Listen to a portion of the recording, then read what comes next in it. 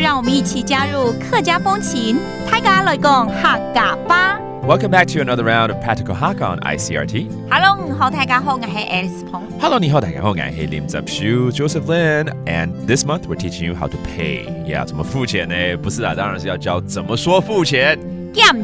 减钱 ，OK， 好像这个钱要减掉了哈，付钱就要减，因为你付了钱，当然钱就变少了。减钱 that means to pay. All right, let's say at lunch, a bunch of colleagues want to buy, lunchbox together, 便当 together, 便当要一起订，然后呢，大家都说，那我要先付钱吗？当然是送来再付就好了，对不对？Okay, let's put you in this situation, very normal. A bunch of people getting lunch together, and they want to know they need to pay first. 你要一起订中午的便当吗？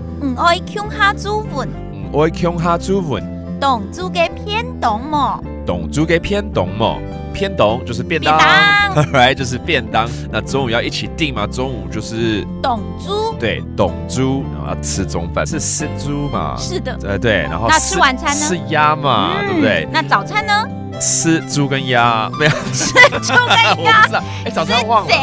饺，对。Okay, that again is 饺 is breakfast, 猪 is for lunch or noon time, and then dinner time is 鸭。Okay, just a little review of something we taught before.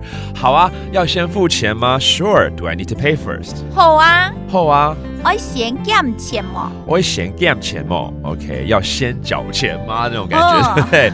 我先 means do I need to do that first? 减钱 again is to pay. All right. 不用了，便当送来再付钱就好。No need. You need to just pay when the bento or the lunchbox arrives.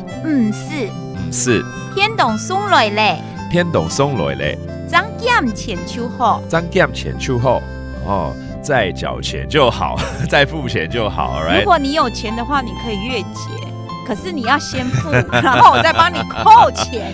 对，其实帮忙订的人就先垫钱就好了。什么订的？对不对？是要付钱啊！你先缴会费嘛，我再帮你扣钱。Yeah, it's actually a lot of fun, getting lunch together, especially with your colleagues. And 这样讲一讲，我真的现在肚子好饿哦，赶快来 read 几个这个单词好了，好不好？中午啊，懂煮 Okay, that means noon time. A lunchbox 便当偏懂 Okay, that's a lunchbox. And then no need 不用是 Okay, that's how you say it. And finally, of course, the phrase 付钱 to pay 减钱 Okay, now you know 真的赶快去吃东西咯。好 That does today's Practical Hakka on ICRT. 什么太刚俺是谁张来了。